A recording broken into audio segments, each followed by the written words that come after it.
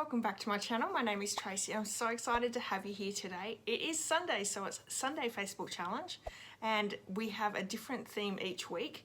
But for this week's theme, it is Colour Challenge. Now, it's not just a normal everyday colour challenge. I've decided to go with the colour family, and if you know me, you'll probably think brights, because that's what I thought of straight away as well. No, I thought we might do something a little bit different. Now, neutrals has such a great range of colours. It's not just browns and greys. There's reds and there's greens and there's blues in there as well. So I thought this would be a perfect challenge for the colour family of neutrals. So let me show you the card that I created and that we're going to create today. It is this one here. Absolutely love it. I'm really happy about this card. So let's get started with it.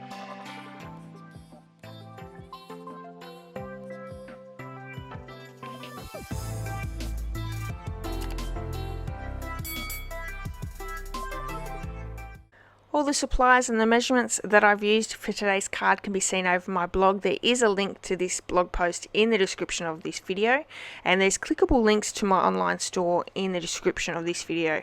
So this week's challenge is a colour challenge. It is for the neutrals family. So excited for this one because there are some really great colours in the neutral colour family, and this card that I'm creating is using a really great technique which I'm excited to show you as well. The colour combo I've gone with is Crumb Cake, Soft Suede and Night of Navy, so super cute. I love the blues and browns together.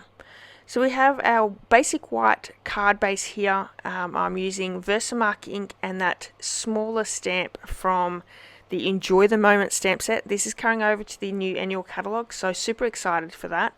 Now I'm filming this in very low light, so it was really hard to see where that embossing is, or where the 𝒕𝒐𝒔𝒕 has been stamped, so it's not as nice as I would have liked in better sunlight. So I've put some white embossing powder over the top, and I'm just running the heat tool over it until that powder melts and goes nice and shiny. That is how you heat emboss. So we're also bringing in the sentiment which has Happy Birthday. I'm on the Happy Birthday bandwagon at the moment. I'm stamping that in the 𝒕𝒐𝒔𝒕 onto the Night of Navy cardstock, and we're going to heat emboss that in the Whisper White as well.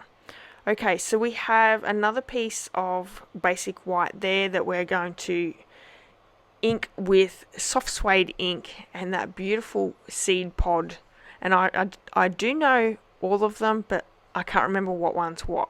I think this one might be the poppy one from memory. So we're just popping that down, and my piece of basic white is probably a little bit smaller than I probably should have used, but anyway, it's fine. Oh, it's thick with basic white as well. Okay, so we have the image or the piece of card that we have already heat embossed. I've got the beautiful blending brushes that Stampin' Up have just brought out with the Night of Navy ink, and we're just creating a nice little background scene there.